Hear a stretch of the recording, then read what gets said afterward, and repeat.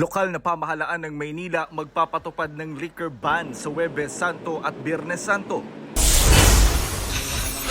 Imbes na sa Huwebes Santo pa, suspensyon ng number coding scheme sa Metro Manila, inagahan at magsisimula na bukas. 48 probinsya tinatayang makararanas ng tagtuyot sa Abril.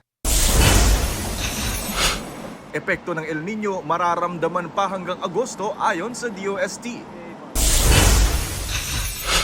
Mga OFW sa Kuwait na gustong mag-avail ng amnesty program ng Kuwaiti government, tutulungan ng Department of Migrant Workers. Jonathan Nandal nagbabalita para sa GMA Integrated News. Mga kapuso, alamin ang State of the Nation. Mag-subscribe sa GMA Integrated News sa YouTube. Sa ating mga kapuso abroad, samahan niyo kami sa GMA Pinoy TV at sa www.gmanews.tv.